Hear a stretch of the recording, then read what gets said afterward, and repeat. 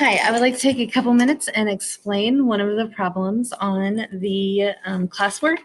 We're going to look at 329, and on that it tells us to look at the equation from 328a. So the first thing I want to show you is to get the algebra math that you see.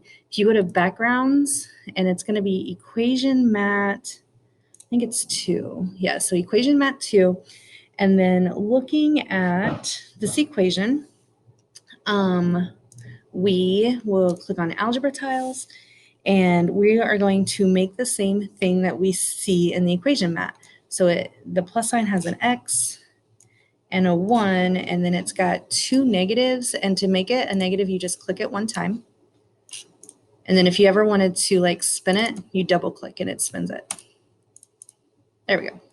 Down here we have 1 and then 2 negative x's. So again, I'm just clicking on those to make them negative.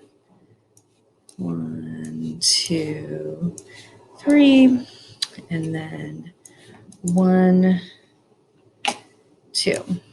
Now, here's how you do legal moves. The first thing I like to do is I like to move everything up. And I don't know if that's what is easiest or if that's because that's what I have always done. When I've done algebra tiles, I've only had 2 sides and not 4 sides. So if you're going to move something up, sorry about the bell. If you're going to move something up, you drag it and then you have to change the sign. So you drag it, change the sign. Drag it, change the sign. You can do that on both sides. And then that will help makes it a little more manageable. Then anytime you have a negative and a positive together, these are going to cancel. So you can click and highlight them both and just drag them off the page. Okay, so then now I've got 3x negative and a negative 2. Same deal here. I have one of each, so I can click and drag those off the page. Then to move them across, it's kind of the same thing. If you are wanting to move, there's 2 ways you can do it. One, you can move it over here and then switch the sign.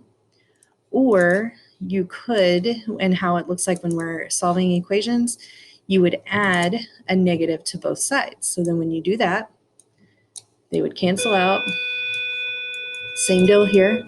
Those cancel. And then you would, now that you have the x's on the left, you would want to move these over to the right. So now you have 2x equals 4. And so what you can do then is you want to separate these evenly between the tiles. And so then if 2x equals 4, we know that 1x equals 2. So I just wanted to show you an example of using algebra tiles with this equation mat. Thanks for listening.